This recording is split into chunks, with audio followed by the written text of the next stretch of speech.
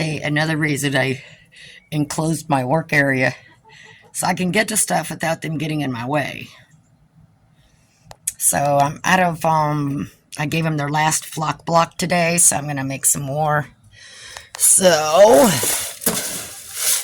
I'm just going to grab some of their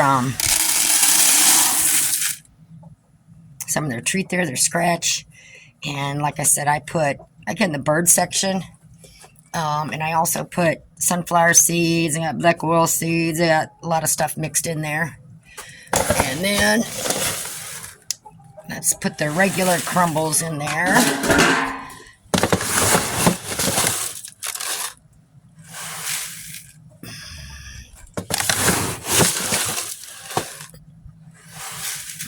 Okay. And then I have some cat food here. I should probably take this in the house, but which is extra protein.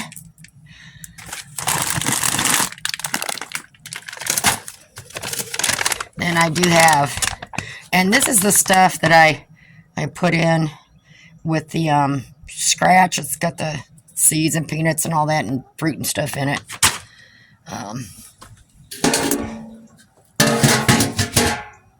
So I've got enough there to make a few of them, a couple of them. So I'm going to start with that. Okay, I got that into my bowl and mix that. And then that's why I say whatever you got. So I've got oregano. I don't measure. Chives. Marjoram. Might as well just put the rest of that in. There's not much left. Parsley.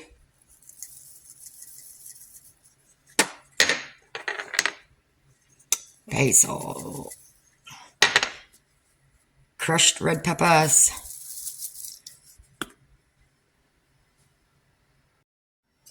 Garlic powder, not garlic salt. And then I'm going to take a couple of cloves that I got soaking from a garlic that was starting to age too much. And I take this garlic water. It gets really strong, and I just put some of this in their waterers. So I'm going to take a couple of those cloves, crush those up in here as well.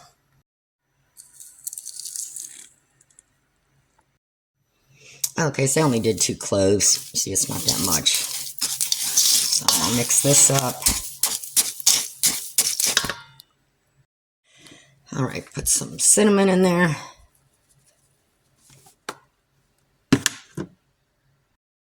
Put some oats, just what you know. Same exact recipe. You don't have to put in what I put in. Put in whatever you got. Now, if I had a can of diced tomatoes or something like that, you don't want the liquid.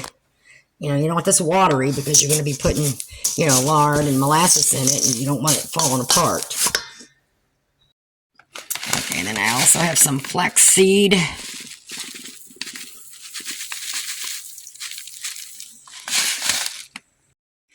And I think I'm going to put 3 eggs in this because this is pretty full.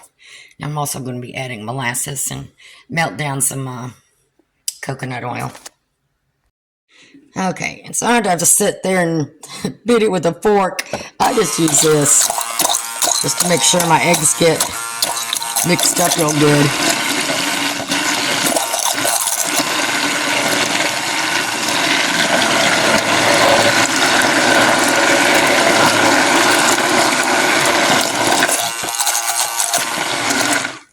Look how bright yellow that is.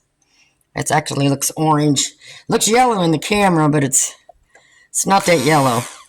I even do this when I make my own scrambled eggs because it kind of puts air in there and fluffs it up more. So that's one of my things I do for myself even. Okay, I have quite a bit of that, so I'm going to take quite a bit of this. I'm going to try to melt down. Sometimes you got to judge.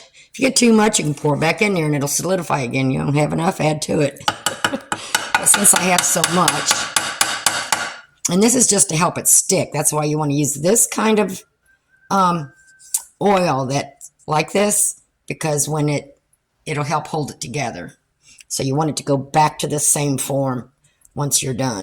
So this, and I'm going to use molasses also. It's going to help it stick together. So I'm going to start with, that looks pretty good there.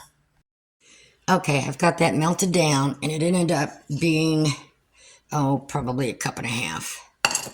I'll start with just the cup first. Dump it in there. Yeah, I'm going to need the rest of it, because I just got a lot of dryness in there. Just put it in there. Get my beat eggs in there. And then I've got my molasses, and I just kind of guess. So let me get that stirred up. Okay, I don't know if you could tell, but I do have some dry pieces, just little pieces here and there, which tells me I don't have enough oil in it. So I'm going to put just a little bit more in there. Okay, I don't have any, see, it looks like it's crumbly and not sticking together, but I know I have enough. I don't have no more dry spots, and it's sticking together pretty good.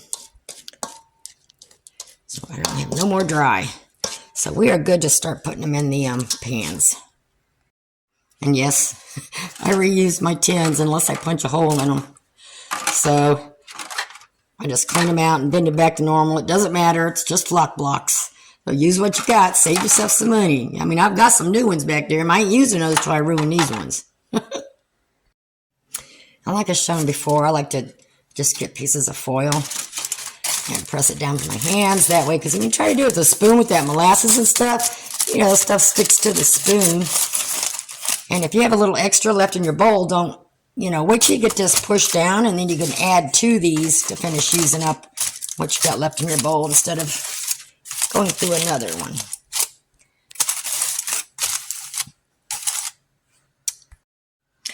And again, some people do put theirs in the oven. You could probably put them in there like 350 for like between 20 and 22, 25 minutes. And that helps melt everything together if you want to do, but I just kind of skip that part. And I just put these in the fridge. And then I take them out a couple hours before I give them to the birds. You can lay them out in just one block, tip it upside down. What I do is break off chunks and put them in different places, so they're not all in, you know, one spot. And so the next time I make it, I'll probably put something different in it. It just depends. I did not put the canned corn in it this time because I ran out. I don't have any other vegetables to put in here, so put anything you want in it. It's just whatever you got. Whatever's safe for chickens, put in there. And you get your own flock blocks without the chemicals and all that stuff that the stores put in.